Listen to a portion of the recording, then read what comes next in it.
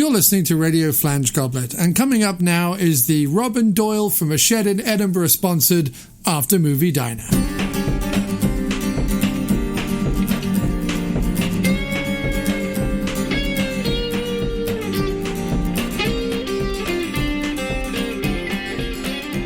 You're listening to the sweet sounds of the After Movie Diner. Support us at patreon.com/After Movie Diner. Or I'll punch you in the teats. Rate and review us on iTunes, Earthling. And now, here's your host, John Cross. Oh, now you're frozen again. Well, hopefully you would freeze. I was hoping that by calling you back, you would freeze and I wouldn't have to look at you move. Yeah, but now you're frozen again, though. Oh, I am? So you can't eat? Yeah. You can't see me eating my hamburger now?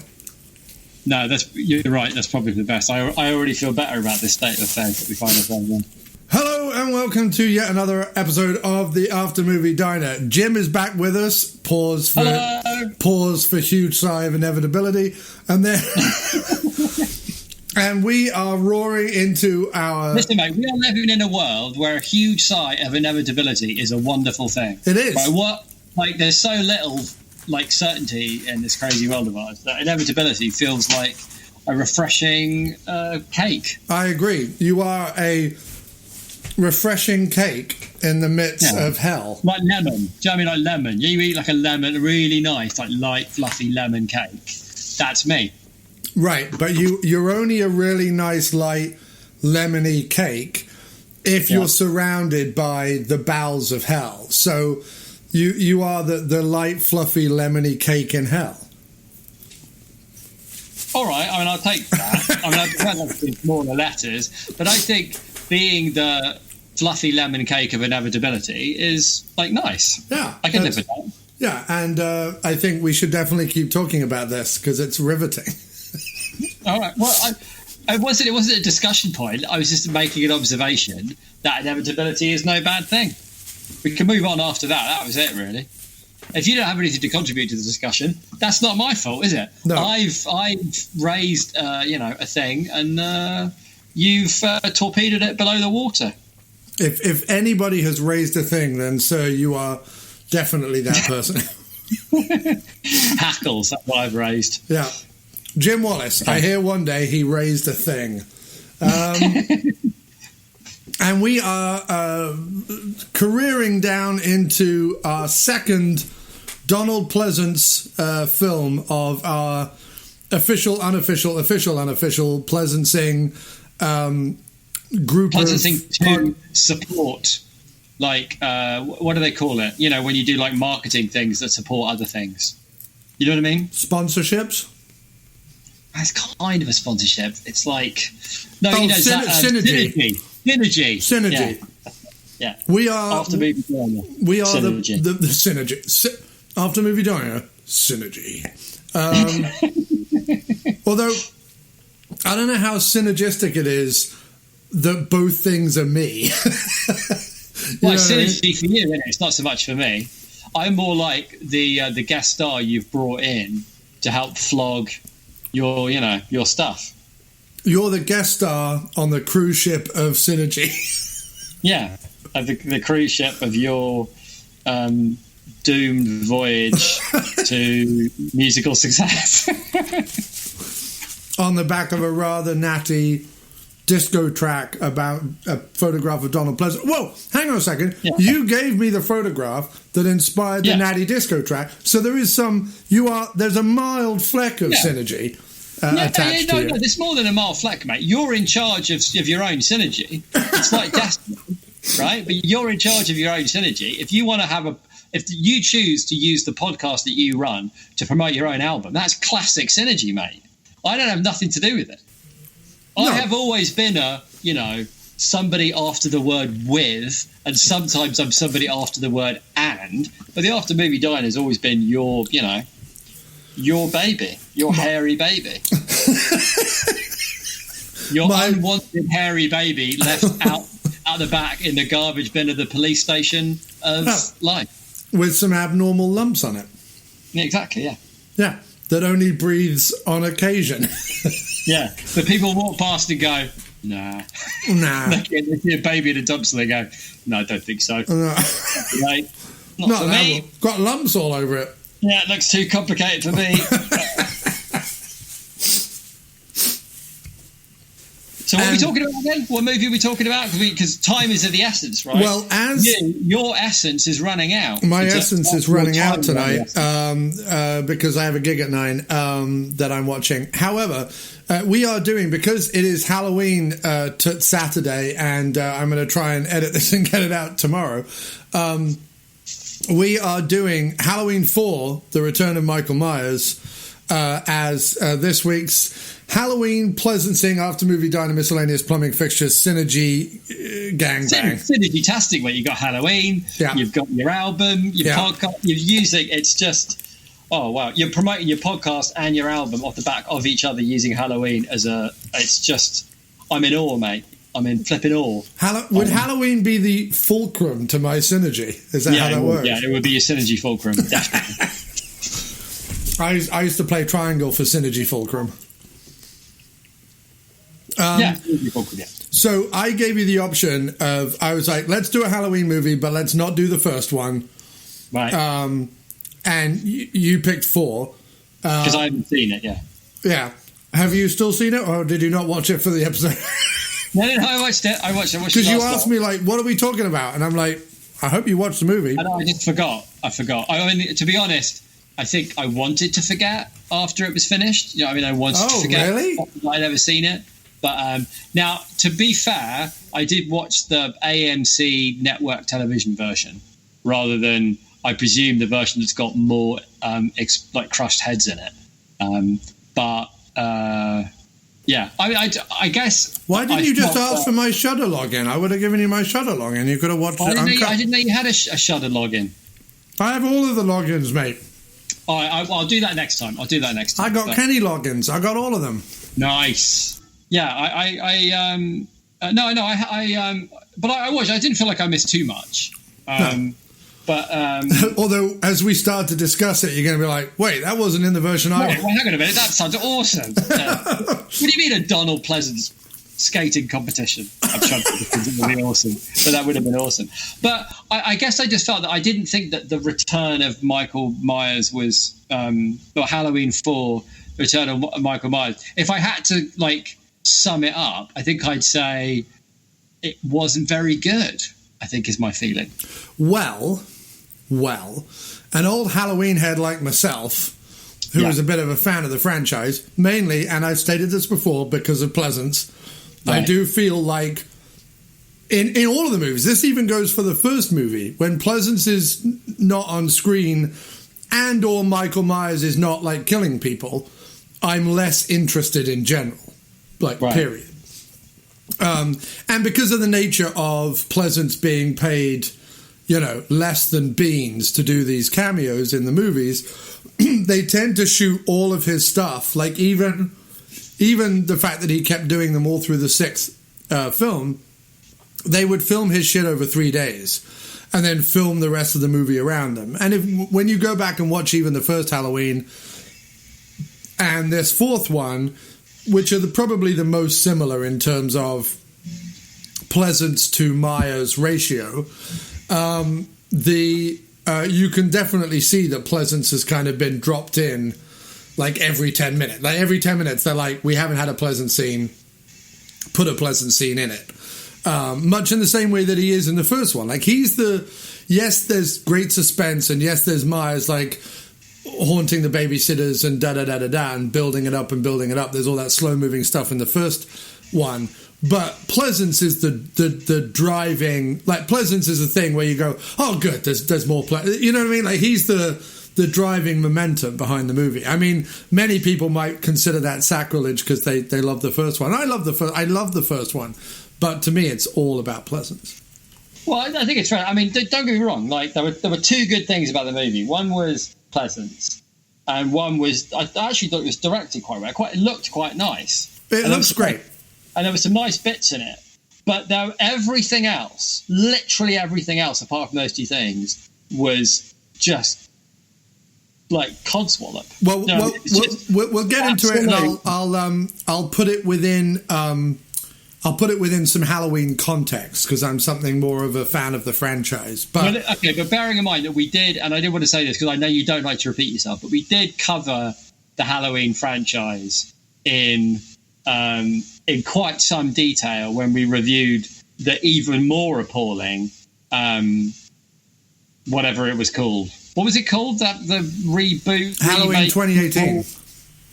Halloween 2018. Oh, right. I'm wondering while I was watching it, and you're the only person, I think, who can answer this question. So I've seen Halloween 4, I think, before, because I'm pretty sure that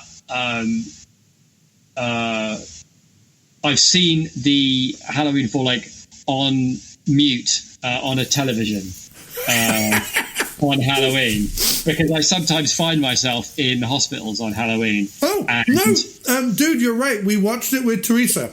We watched it with Teresa. No, you're completely correct. We watched it with Teresa when she was in hospital. Okay, right. So what I can't figure out is which bits from this movie I've seen before because of that, and which bits of this movie were ripped off wholesale by Halloween 2018. Because I feel like there was a bit in the service station, and he like murders people. Does that happen in Halloween 2018? Just a bit in him getting transferred from the hospital. Like, I feel like there were bits that were ripped off from here. Am I right or am I wrong? I can't remember. So the transfer from the hospital, like hospital and police stations, once sort of Halloween 2 comes around, which is all set in a hospital, kind of play a big part of the franchise. So I don't know that him being transported in Halloween 2018 or whatever is ripped off, because it kind of is a reoccurring thing. Okay. He also gets broken out of prison at the end of the 5th one. In a very kind of similar scene as the beginning of the 4th one. There is, in Halloween 2018, I don't know that it ripped this off wholesale. It just because so much of this is, would become quite generic. The interesting thing about, like, very quickly, just for a Halloween overview, and I know we've covered this before and I probably said it on other shows, but Halloween 1 and 2 are basically back-to-back, same story, same night. They could have ended the franchise there, boom, done, right? They're literally continuing the story. Obviously, Halloween 3 has nothing to do with anything. The reason why this is called Return of the Michael Myers is obviously because Mustafa Akkad wanted to assure the fans that Myers was back, and enough of John Carpenter and Tom Atkins wanting to do his thing. He wanted his name to be the most important thing in the movie. That's what I liked most, was that the movie opened with his name in enormous letters for ages. Well, that happens at the beginning of all of the sequels. Halloween 4. Right, but I just like that it's like Mustafa Akkad. You go, but is it? You certainly go, but is this a Mustafa Akkad joint? That's all I'm here for. I don't care about Myers or Halloween or anything. Who executive produced this movie? That's what matters to me. Yeah. So don't worry, lads. Front and centre, here's the name of the executive producer, just in case you were worried. And so the big thing here was Mustafa Akkad being like, enough of all this malarkey with continual storylines and blah, blah, blah, blah, blah. Michael Myers to stalk the babysitter. Like, that is his mantra, right? That prints him, money. That gets him the green. So that's exactly what he wanted this to be. He wanted it to be a return to the sort of success of the first one. And in terms of fan reaction of the whole franchise, I feel like, much in the way that like Friday the 13th Part 4 and stuff, I feel like Halloween 4 is, after the first one, I think, kind of people's like second favorite. I think they find like Halloween 2 a little compromised, and Halloween 5 has its fans, but most people hate it. Halloween 6 is compromised because there's a producer's cut and a TV cut and a theatrical cut, all of which have their own issues, have their own problems, although the producer's cut is by far the best one. And then you have like a decade before Halloween H2O comes out. So people tend to kind of separate the first 6 from the ongoing one, the second half of the franchise. But within the first 6, I think this is most people's like second favorite after the first one. Mainly because it does a few things right, which is, how do we tie in Strode without having Curtis? And you go, she died in a car accident and this is her daughter and whatever, right? how do we get Myers back? Well, we'll have him, break out of, he's being taken to the hospital, he breaks out of hospital, and, we can have a nice moody scene in a kind of psych ward, and then you have like the scene in the ambulance when he like puts his thumb through the guy's face, and which is stuff like that. He puts his thumb through his forehead. Yeah. It's completely stupid and ridiculous. Like putting his thumb through his eye or something, or his nose, I don't know, anything. But as far as but that's just not physiologically possible. Right. Which I get is like, whoa, he's an evil fucking robot monster thing. But I don't know, it's just like stupid. Oh, he's an evil robot monster thing. I think, had you been in Mustafa Akkad's like boardroom, he would have been like, I want to hear more about evil monster robot thing.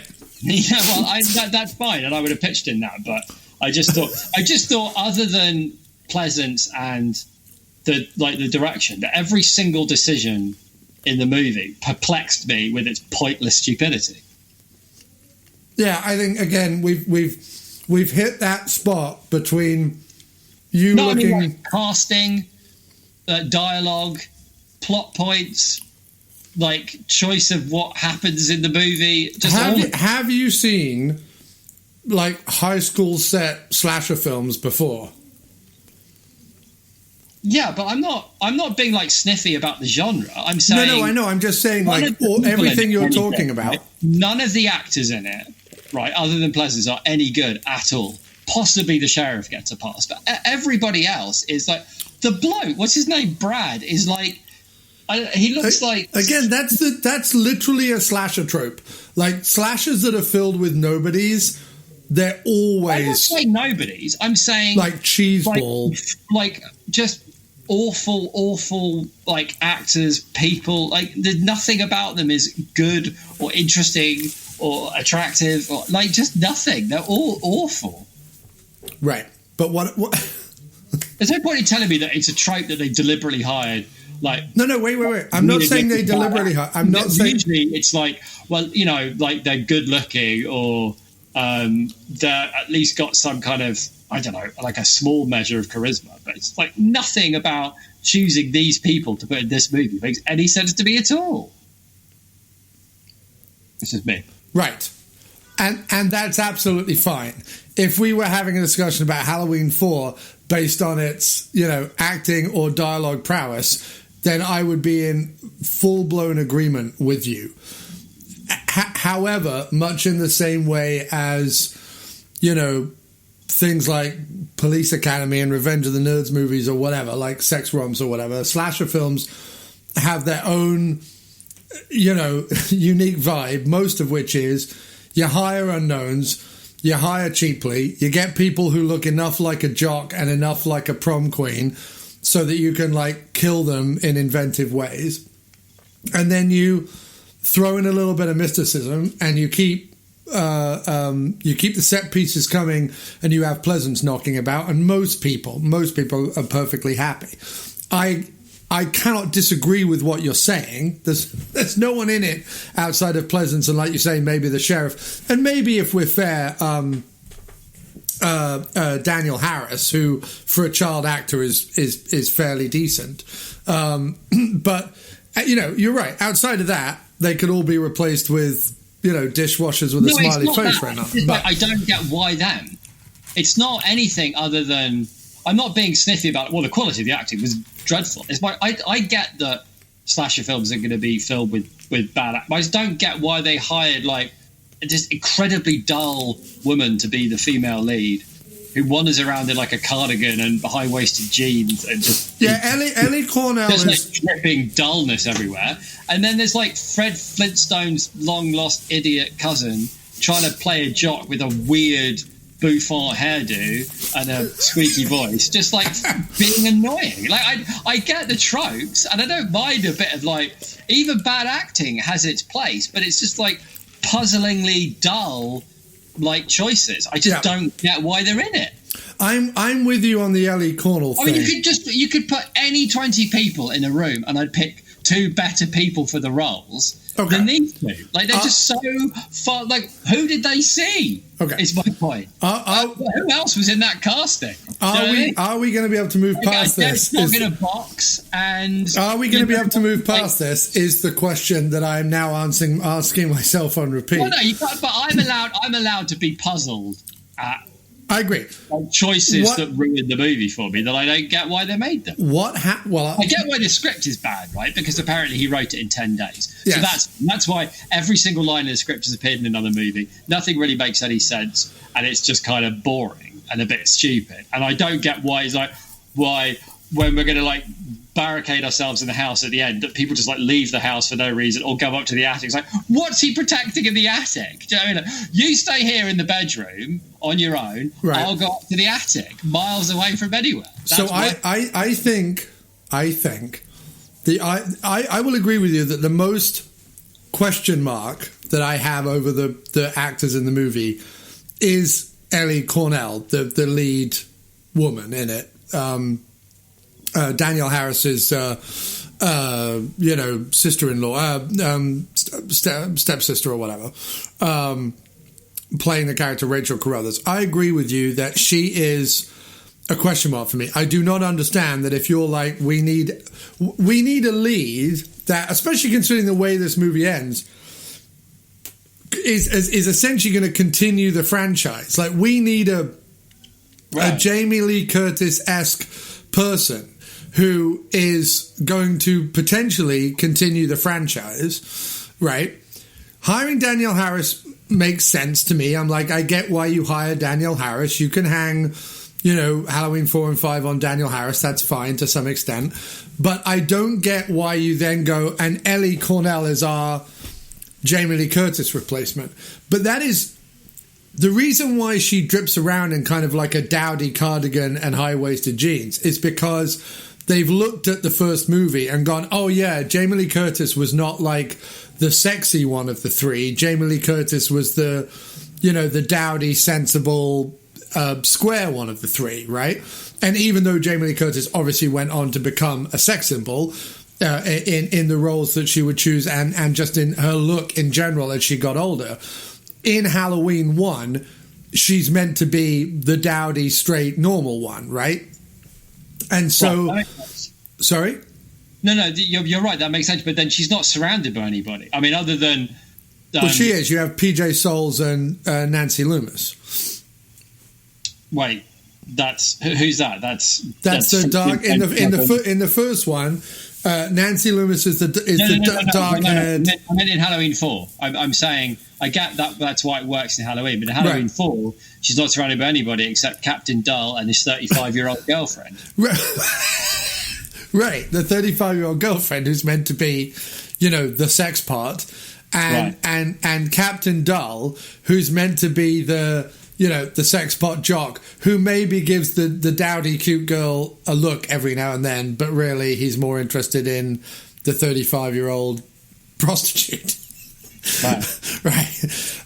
So I get what I'm saying. What I was trying to say eloquently is I not eloquently, is I get why they looked at Ellie Cornell and she is the girl next door. Put her in a dowdy cardigan. There's our Jamie Lee Curtis. Away we go. Like I get the thought process behind it. However, the execution of that is bollocks, and I'm with you on that. Yeah, the problem is the execution of it is bollocks. Things like that work because of like the story that's being told. The story that's being told is she's the final girl, right? She's the one that Michael's after, but. Jamie is the one she's after. Sorry, Jamie is the one Michael's after, Danielle Harris, but Ellie Cornell is her guardian. No, but that's why I'm saying that's why it doesn't work, I think, is because it's like, she's the guardian, but she's not. It's just, you can't replicate the thing because it's not the same, what's the word? It's not the same setup. Right, yeah. No, completely. Yeah.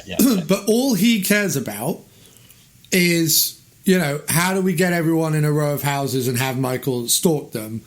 That's all Mustafa Akkad. And make no mistake, like, I don't care who directs these and writes these are Mustafa Akkad movies. After the third one, where he was like, all right, John, go off and play with your friend Tom Atkins and make a movie. After that bombed, from that moment on, Mustafa Akkad was like, babysitters and stalking and Michael Myers and knives and like that was his whole thing.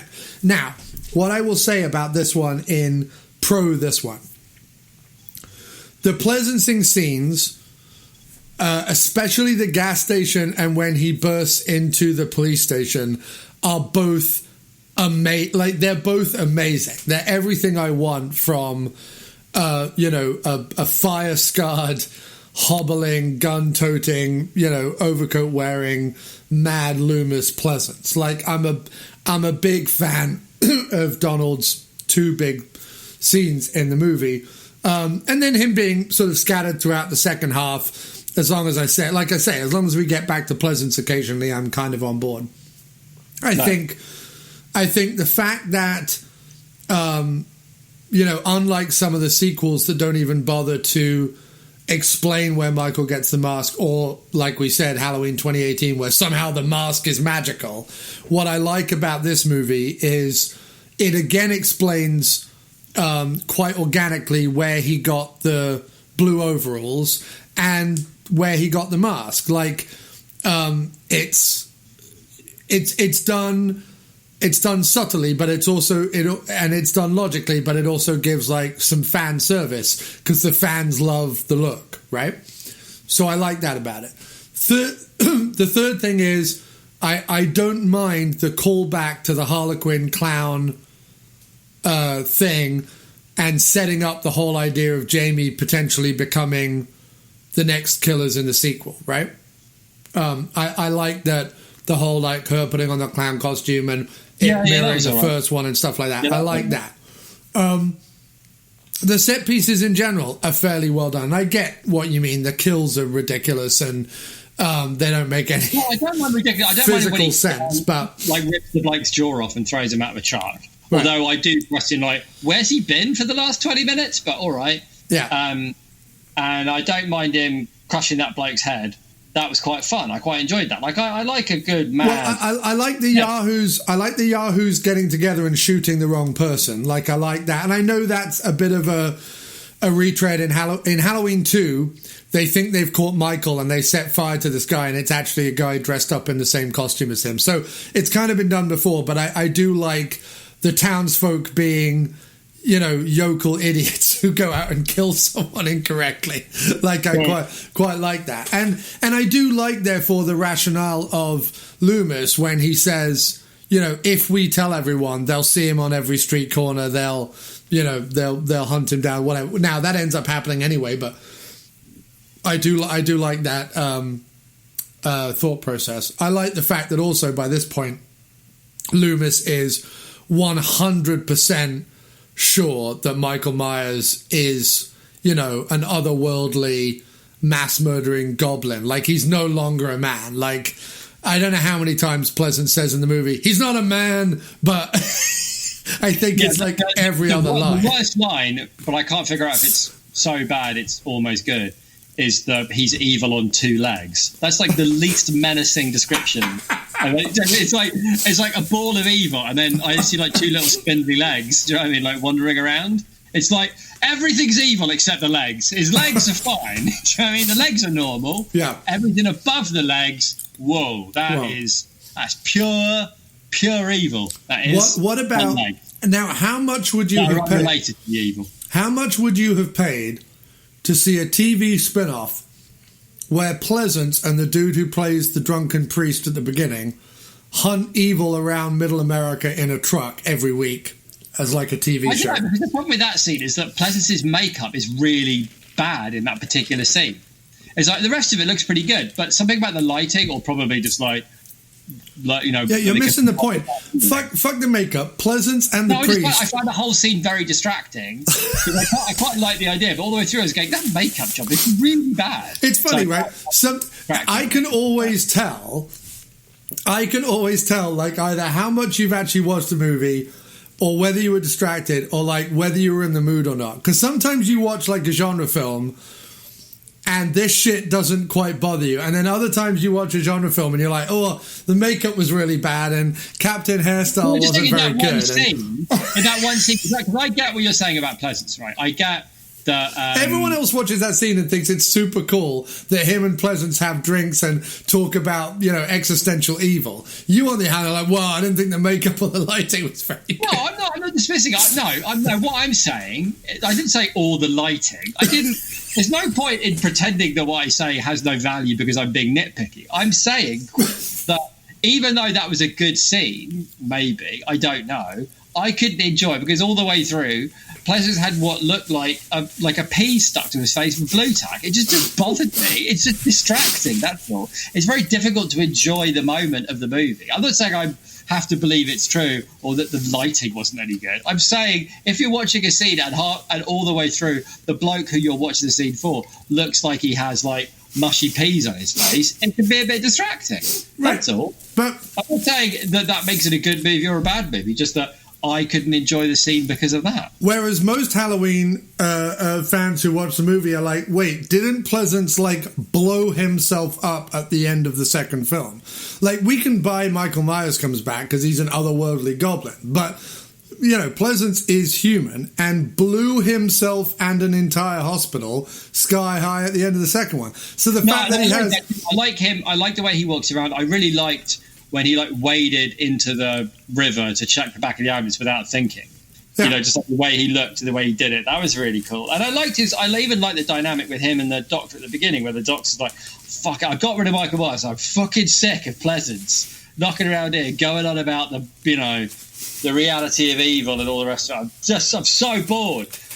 Get rid of Myers and maybe he'll bugger off, retire or die. I liked that. That was cool, and I believed that. And I believe that was a reason to send him away without any kind of guards. Like, pump him full of drugs and get rid of him. I couldn't give a shit anymore. It feels to me like the first half of the movie feels to me like pretty well structured for a movie like this. Like, pretty well. This is how we get from here to here. This is how we get from here to here.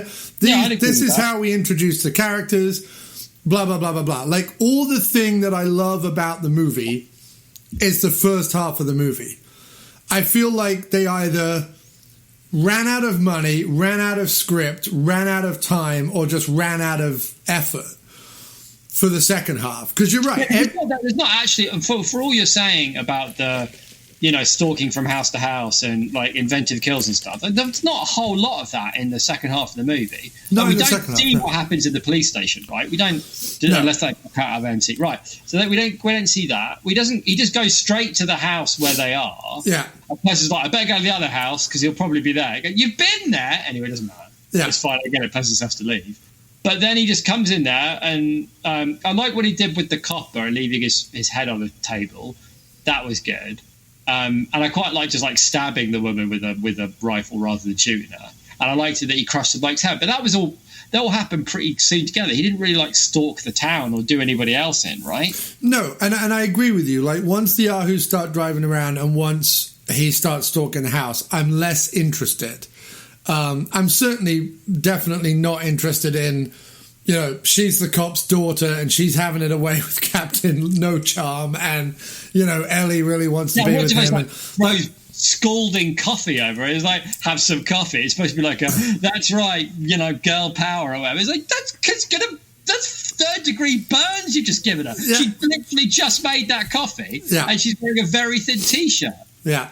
But no, so I'm sort of, I don't care about any of that. I'm sure a writer somewhere was like, oh, this is going to add some extra tension that the person we're meant to be following shows up at the house where they're all going to be hiding out, only to find out she's having it away with her bloke. Like, I'm sure someone somewhere thought that was, you know, cunning character portrayals. But really, I don't give a balls. I think the opening credits really set the scene. I think the Myers escape from hospital, like, I love that whole sequence. I love, like you say, the doctor. I love whatever, right? Pleasence realizing that he's escaped and chasing him down, and the gas station scene and all that I like.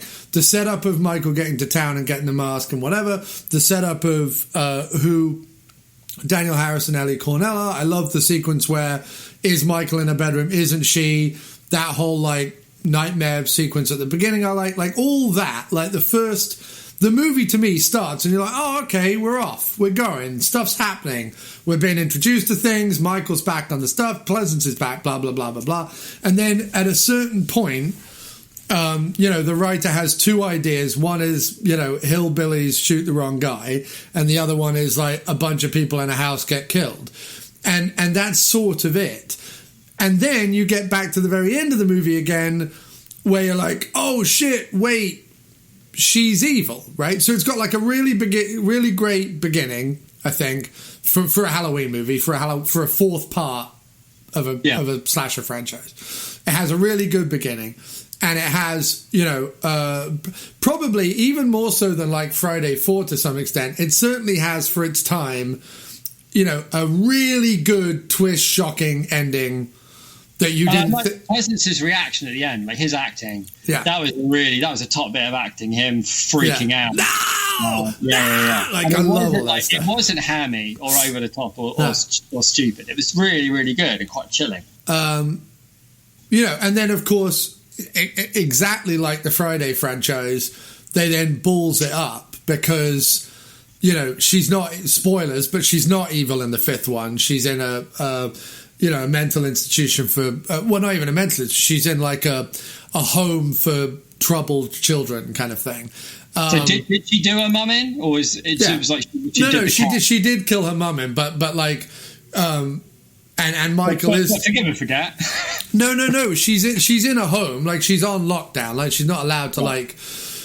go out and about, like but she's not in a like mental asylum, like corridors of crazy people. She's in like a comfortable home that's set aside for troubled and psychologically damaged children. And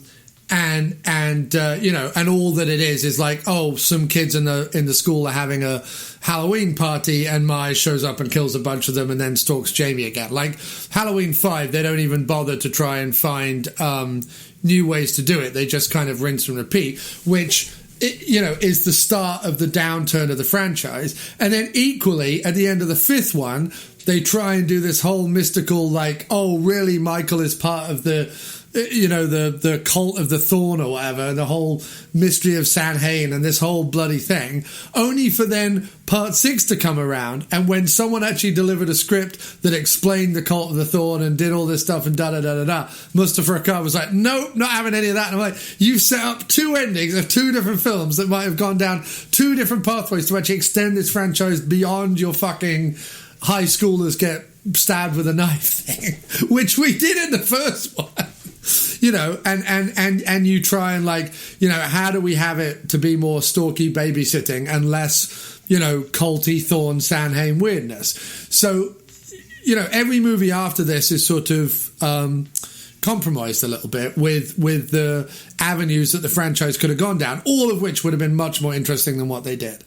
However, I think that the fourth one, for what it is, outside of your quite reasonable and understandable reservations about the performance and the script, which I fully agree with, for a fourth part slasher franchise is a pretty decent one, and it's still one of the reasons why, even though I've watched the Fridays a lot in the last few years, Halloween will always, because I think the first one's like a classic. The second one is a really good, strong slasher film in a hospital. It might not be the best Halloween movie, but it's a good stalk and slash in a hospital kind of movie. And then the fourth one, tries to reinvigorate the franchise, which is great.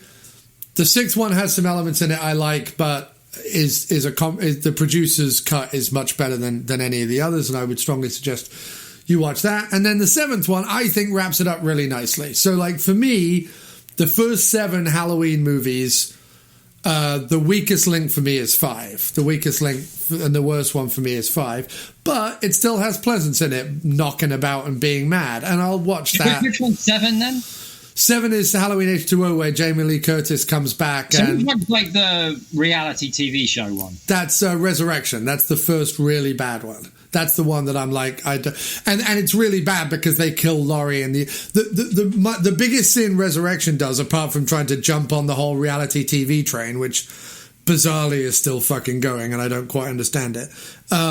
But apart from that, which is a crime, the biggest problem with Halloween 8 is they undo the end of Halloween 7, which is sort of unforgivable because Halloween 7 has the perfect ending. And the other reason is they kill off Laurie Strode, which, again, completely undoes the fantastic ending of Halloween H2O. So, you know, for me, the franchise finishes at Halloween H2O. And the previous 6 have certainly compromised in places, and 5 and 6 are nowhere as interesting or strong as they could have been, considering how they set it up. But 1 through 4, I think, they all have something to commend. So 1, 2, 7, and 4, 5, 6 is what you're saying. That's yes. The 2, even though they unfortunately get rid of Jamie Lloyd at the beginning of 6, or they get rid of Jamie Lloyd's character. They get rid of Daniel Harris's character, Jamie Lloyd, at the beginning of 6, which again is sort of unforgivable because they didn't really follow out her trilogy. The Jamie Lloyd Jamie Lloyd daughter trilogy is 4, 5, 6, and the Jamie Lee Curtis Laurie Strode trilogy is 1, 2, 7, and they're the ones I like. Well, I think that makes sense. I mean, I like 1 and 2 and 7. I really enjoyed 7. But fourth, I'm going to be honest with you. I'm almost certainly not going to watch 5 and 6 because I didn't enjoy 4 at all. I get what you're saying. I do, and maybe in a different mood or a different day, I might have enjoyed it a bit more. And I seem to remember when we watched it on mute. I did quite enjoy it, right? When I can't hear what's going on. We didn't watch it on mute. Did I go? No, you're still there. Oh, you went. That's weird. Oh, sorry, the connection on my thing. We didn't watch it on mute. We watched 4, maybe even 5 in the hospital. Like, we all sat around and watched it. Like, we were there all night. We did? Yeah. Wow, the memory's really terrible. Or maybe we watched 1 and 4, or maybe we caught the tail end of 4 and that was on mute. But we definitely sat down and watched a whole Halloween movie. Yeah, I don't think it was 4. Maybe it was 5 then. I'm not sure. I can't really remember.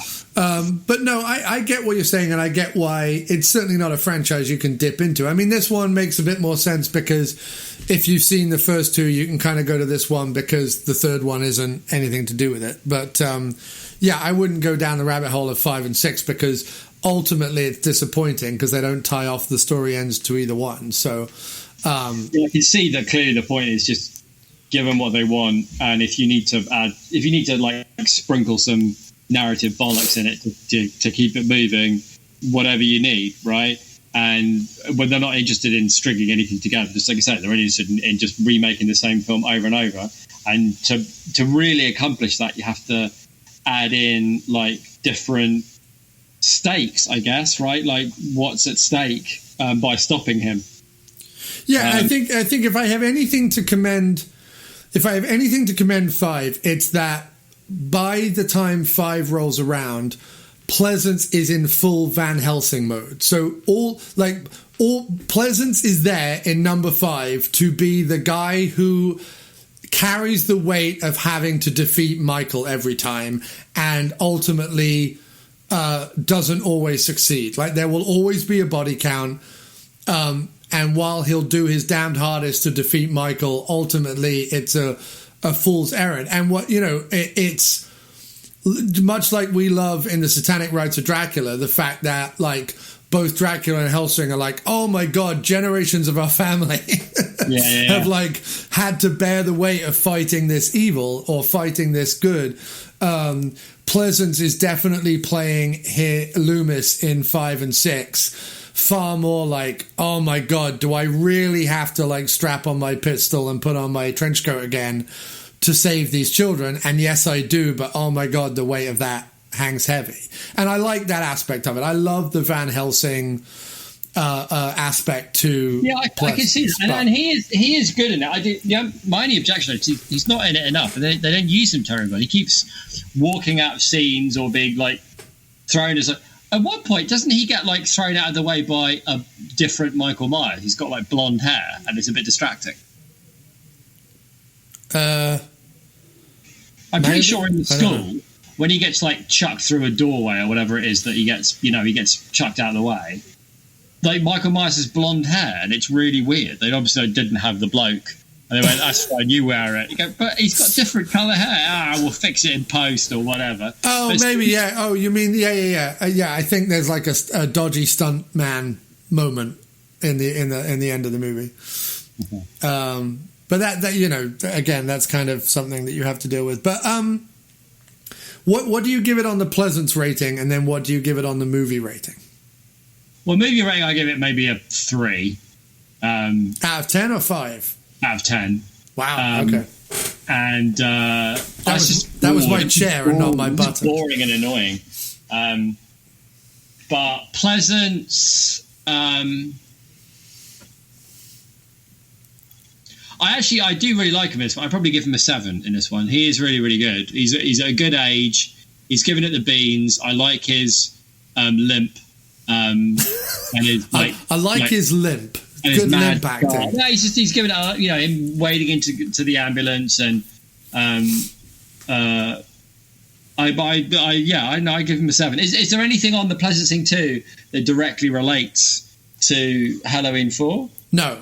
The Sam Loomis song is on the Pleasencing 1, but it is strictly the Sam Loomis song, the Ballad of Sam Loomis on Pleasencing 1, is all dialogue directly taken from Halloween 1 that somehow I managed to make rhyme, even though it doesn't in the movie, and sing it in such a way that it fits with the music, which I was quite pleased with. Nice, mate. That is a challenge. I'm very impressed that you managed to do that. Yeah. So there's no Loomis songs on the Pleasencing 2? No, there isn't. No, that's a shame. I didn't want to do a retread. I didn't want to sequelize the Ballad of Sam Loomis. The fresh nature of the Pleasencing 2 is part of its irresistible charm. I went back to one of his earliest stage. Earliest positive stage performances that he then did in a movie with Harold Pinter's The Caretaker. So there's a song about The Caretaker. There's a song about his famous Columbo episode. Yeah, which is another good one. Which garners a lot of interest because him and Falk had such an absolute joyous time working together. And Falk sung his praises repeatedly, and it's a genuinely good Columbo episode. And what else did I? Oh, there's a Raw Meat track. Phenomenon, of course. Phenomena, and then Scouts the Mouse, which was a animation / record. It's not a movie, but it's a creative thing that Pleasence did. And then the rest are all songs just about Pleasence or Pleasence's life. Four Wives Done, yeah, or Following Your Father's Footsteps. Yeah, 2 classics, very different, but classics nonetheless. And then the last one, which is all about how Don never turned down a movie, he never said no to any film, which is Never Say No. In the first Pleasencing album, there is a 3-song war suite all about Donald Pleasence's reaction to Second World War, because Donald Pleasence was initially, because he's a pacifist, was initially a conscientious objector, but then when Hitler marched across Europe, went the other way and decided to sign up for the RAF, and was like, I'm gonna get the Nazis, I'm gonna sign up for the RAF, joined the RAF, only to then get shot down and put in a prisoner of war camp, and was in a prisoner of war camp. But then when he came out and the movies that he was in, he was one of only 2 people in The Great Escape who had actually been in a prisoner of war. It was him and Hans Messemer, I think, who plays one of the German guys, both of whom had been prisoners of war for the other side.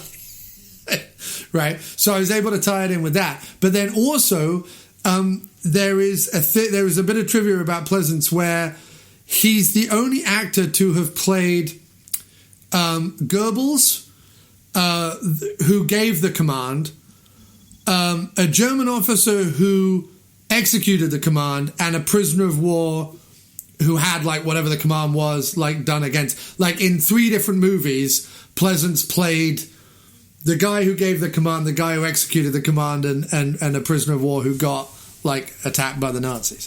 So that led to my 3-song rich war suite of Pleasence Goes to War. And these are available to purchase on the Miscellaneous Fixtures Bandcamp page, I'm assuming. They are miscellaneous, yeah. So it's Misc. What is it for the Bandcamp page? Better find that out, huh? Because I would, yeah. MiscPlumbingFixtures.com. It is. It's miscplumbingfixtures.bandcamp.com. So MISC plumbingfixtures.bandcamp.com.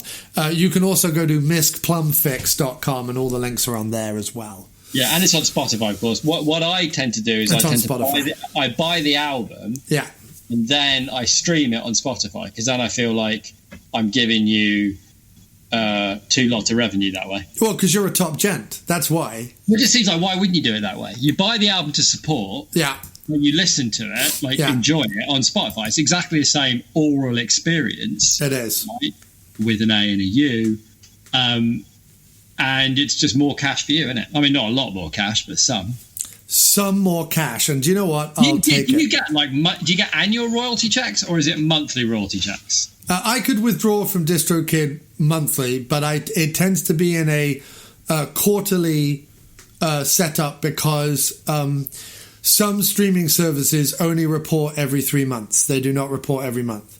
So while some do, I think Amazon does and iTunes does, they do a monthly thing. I think Spotify takes about 2 or 3 months to update. I think like iHeartRadio and a couple of the others take about 2 or 3 months. Deezer takes like 6 months. Tidal takes like 2 or 3 months. So they all have different times. So I kind of only withdraw like once a year, but I get updates kind of every 3 months. Yeah, I think that's. I mean, I know that you're not going to be, moving to the French Riviera anytime soon with the proceeds. But people should be buying and streaming my albums way more than they are, because certainly I would say everything I've produced in 2019 and 2020 is well worth your time. I wouldn't necessarily suggest buying all of them, but I think my output in the last 2 years is my strongest songwriting and production. It's like significantly above average, you're saying? No, I think 2019 is significantly above average, and I think 2020 is in the good to great category. Wow. Bold words. Well, the only way that people can disprove what you're saying is to buy the album and listen to it, right? I mean, if they want to be ornery about it, right? There's 2 ways to go about this, right? Either they agree with you, in which case they should buy the album and listen to it, right? Or they disagree with you, in which case the only way to know that for sure is to buy the album and listen to it. Either way, buy the album. But it is 2 minutes to 9 and I have to jump. But thank you so much, Jim, for yet another wonderful discussion of the Pleasencing. The next movie I've decided we're going to do with Donald Pleasence in is going to be Race for the Yankee Zephyr, but I have to get you a copy of that. I have the Blu-ray, but I need to get you a digital copy of that so you can watch it. But you will enjoy Race for the Yankee Zephyr. If I tell you that he destroys a bar in Australia with a chainsaw, that's what you're in for. Pleasence drunkenly wielding a chainsaw in Australia. I'll have a look for it on Roku, because these movies do crop up in weird places. It's because it's an Australian, New Zealand, British co-production thing. And it's at the moment only released on Kino Lorber Blu-ray, and they don't really put their stuff on streaming. It's sort of in this weird netherworld. But I will get you a digital copy if you can't find it. The other way to do it, if you want, is I can just look on Roku and see what there is.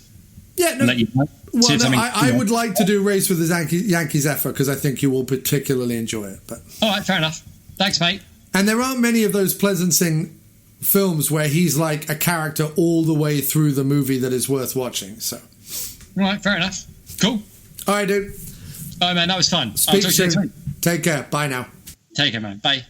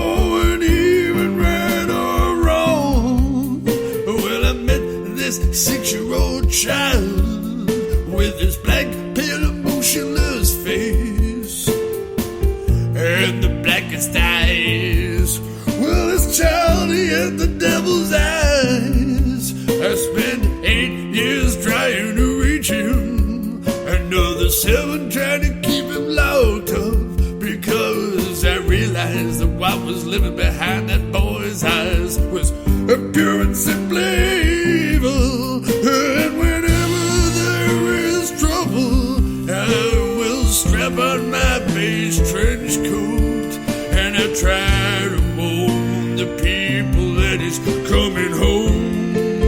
Oh yeah, he's a Dracula to my Van Helsing, and I'll never stop hunting him down. Michael Myers, look behind you. The presence of Donald Pleasence means that you're never gonna be alone. Oh no, no, you're never gonna be alone. Michael Myers, I will always be right behind you. He was my patient for 15 years. He became an obsession with me, until I realized there was nothing inside him, neither conscience nor reason, that was even remotely human. An hour ago I stood up and fired 6 shots into him, and he just got up and walked away. Well, I'm talking about a real possibility that he's still out there. Oh, 6 bodies, Sheriff, that's what I've seen between here and Richmond. You better believe it, I tell you, a filling station in flames. I'm telling you, Michael Myers is here in this town. He's here to kill that little girl and anybody who gets in his way. Michael, why now? You've waited 10 years and knew this day would come. Don't go into Haddonfield. If you want another victim, please take me, but leave those people in peace. Oh, Michael, please leave them in peace. Leave them in peace. Haven't you done enough? But you better know whenever there is trouble, well, I will strap on my beige trench coat, and I will try and warn the people that he's coming home. Oh yeah, he's a Dracula to my Van Helsing, and I'll never stop hunting him down. Michael Myers, look behind you. The presence of Donald Pleasence means that you're never alone. No, no, you're never alone. No, I'm always gonna be there behind you. Oh, Michael Myers, don't you know that's true? Oh, yeah, I'm always gonna be behind my old bench. I'm Dr. Sam Loomis. Not the only good thing about the film's past. Number 5. Ooh, oh yeah. Why did that French